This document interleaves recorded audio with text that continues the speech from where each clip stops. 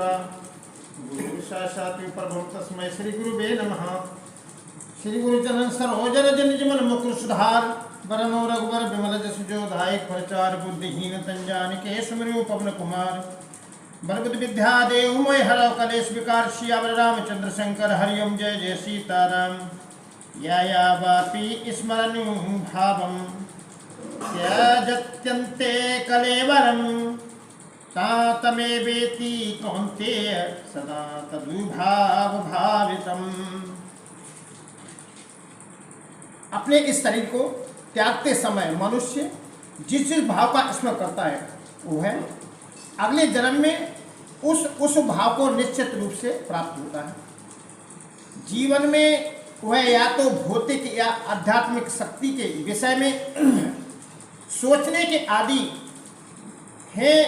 हम अपने विचारों को भौतिक शक्ति से आध्यात्मिक शक्ति में किस प्रकार ले जा सकते हैं, ऐसे बहुत से साहित्य हैं तथा समाचार पत्र, पत्रिकाएं, उपन्यास आदि जो हमारे विचारों को भौतिक शक्ति से भर देते हैं।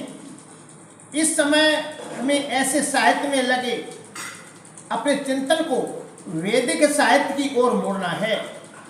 अतएव महर्षियों ने अनेक वैदिक ग्रंथ लिखे हैं तथा पुराण, ये पुराण कल्पना प्रसूत नहीं है अपितु ऐतिहासिक लेख हैं। चैतन्य चरितामृत में मध्य 20:122 निम्नलिखित कथन है, माया मुग्ध जीवेर नहि स्वंतम कृष्ण ज्ञानम जीवेरे कृपाय केरा कृष्ण वेद पुराणम। भुलक्कड़ जीवों या बुद्ध जीवों ने परमेश्वर के साथ अपने संबंध को भुला दिया है और वे सब भौतिक कार्यों के विषय में सोचने में मग्न रहते हैं। उनकी चिंतन शक्ति को आध्यात्मिक आकाश की ओर मोड़ने के लिए ही कृष्ण देवपायन व्यास ने प्रचुर वैदिक साहित्य प्रदान किया है। सर्वप्रथम उन्होंने वेद के 4 विभाग किए, फिर उन्होंने उनकी व्याख्या पुराणों में की और अल्पज्ञों के लिए उन्होंने महाभारत की रचना की। महाभारत में ही भगवत गीता दी हुई है। तत्पश्चात वैदिक साहित्य का सार वेदांत सूत्र में दिया गया है और भावी पथ प्रदर्शन के लिए उन्होंने वेदांत सूत्र का सहज भाष्य भी कर दिया जो श्री मधु भागवत कहलाता है। हमें इन वैदिक ग्रंथों के अध्ययन में अपना चित्र लगाना चाहिए। जिस प्रकार भौतिकवादी लोग नाना प्रकार के समाचार पत्र, पत्रिकाएं तथा अन्य संसारी साहित्य को पढ़ने में ध्यान लगाते हैं, उसी तरह हमें व्यास देव द्वारा प्रदत्त साहित्य के अध्ययन में ध्यान लगाना चाहिए। इस प्रकार हम मृत्यु के समय परमेश्वर का स्मरण कर सकेंगे। भगवान द्वारा सुझाया गया यही एकमात्र उपाय है और वे इसके फल का विश्वास दिलाते हैं, इसमें कोई संदेह नहीं है। तस्मातु सर्वेषु कालेषु मनुष्य मर युद्धितम मैं तपित मनोबुद्धि में विश्य से संशयम। इसलिए है अर्जुन, तुम कृष्ण के रूप में मेरा सदैव चिंतन करो और साथ ही अपने युद्ध कर्म करते रहो। अपने कर्मों को मुझे अर्पित करके तथा अपने मन एवं बुद्धि को मुझ पर स्थिर करके तुम मुझे निश्चित रूप से प्राप्त करोगे। भगवद गीता 8:7 वे अर्जुन से उसके कर्म वृत्ति को त्याग कर केवल अपना स्मरण करने के लिए नहीं कहते। भगवान कभी भी कोई अव्यावहारिक बात का परामर्श नहीं देते। इस जगत में शरीर के पालन हेतु मनुष्य को कर्म करना होता है। कर्म के अनुसार मानव समान 4 वर्णों में विभाजित है। नंबर 1 ब्राह्मण, नंबर 2 क्षत्रिय, नंबर 3 वैश्य तथा शूद्र। ब्राह्मण अथवा बुद्धिमान वर्ग एक प्रकार से कार्य करता है, क्षत्रिय या प्रशासक वर्ग दूसरी तरह से कार्य करता है। इसी प्रकार वर्ग तथा श्रमिक वर्ग भी अपने अपने कर्तव्यों का पालन करते हैं। मानव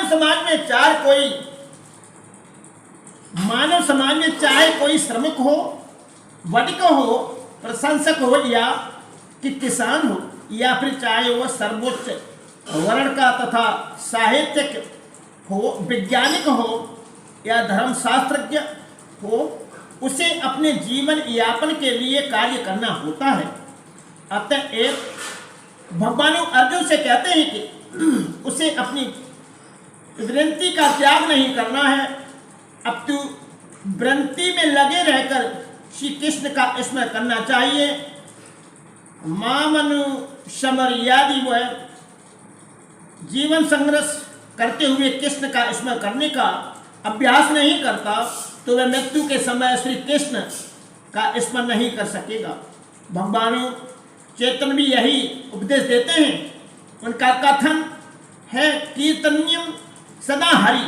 मनुष्य को चाहिए कि भगवान के नामों का सदैव उच्चारण करने का अभ्यास करें। भगवान का नाम तथा भगवान अभिन्न है। उसी प्रकार अर्जुन को भगवान की शिक्षा की मेरा स्मरण करो। तब चैतन्य का यह आदेश कि भगवान श्री कृष्ण के नामों का निरंतर कीर्तन करो एक ही है, इनमें कोई अंतर नहीं, क्योंकि कृष्ण तथा श्री कृष्ण के नाम में कोई अंतर नहीं है। चरम दशा में नाम तथा नाम में कोई अंतर नहीं होता। अतएव हमें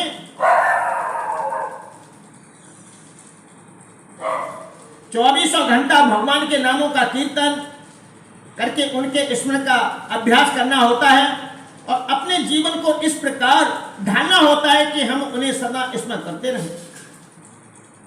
यह किस प्रकार संभव है? आचार्यों ने निम्नलिखित उदाहरण दिया है। यदि कोई विवाहिता स्त्री पर पुरुष में आसक्त होती है या कोई पुरुष अपनी स्त्री को छोड़कर किसी पराई स्त्री में लिप्त होता है तो वह आसक्ति अत्यंत प्रबल होती है। ऐसी आसक्ति वाला अपने प्रेमी के विषय में निरंतर सोचता रहता है। जो स्त्री अपने प्रेमी के विषय में सोचती रहती है वह अपने घरेलू कार्य करते समय भी उसी से मिलने के विषय में सोचती रहती है। वास्तव में वह अपने गृह कार्य को इतनी अधिक सावधानी से करती है कि उसका पति उसकी आसक्ति के विषय में संदेह भी न कर सके। इसी प्रकार हमें परम प्रेमी श्री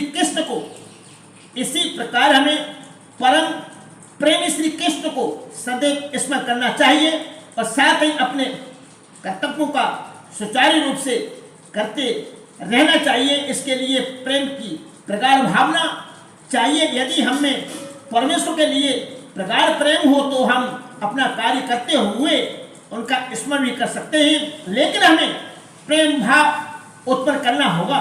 उदाहरणार्थ अर्जुन सदैव श्री कृष्ण का चिंतन करता था, वह श्री कृष्ण का नित्य संगी था और साथ ही योद्धा भी। कृष्ण ने उसे युद्ध करना छोड़कर जंगल जाकर ध्यान करने की कभी सलाह नहीं दी। जब भगवान श्री कृष्ण अर्जुन को योग पद्धति बताते हैं तो अर्जुन कहता है कि इस पद्धति का अभ्यास कर सकना उसके लिए संभव नहीं है।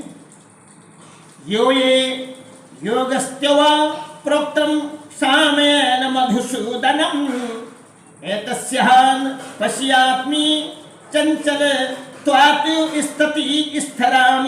अर्जुन ने कहा है मधुसूदन, आपने जिस योग पद्धति का संक्षेप में वर्णन किया है वह मेरे लिए अव्यवहारिक तथा असा प्रतीत होता है, क्योंकि मेरा मन अस्थिर तथा चंचल है। भगवत गीता 6:33। लेकिन भगवान कहते हैं योगी नाम अभी सर्वेशा मधुगते नान्तरात्मना श्रद्धावानु भयते यो मां समे तमो मतम।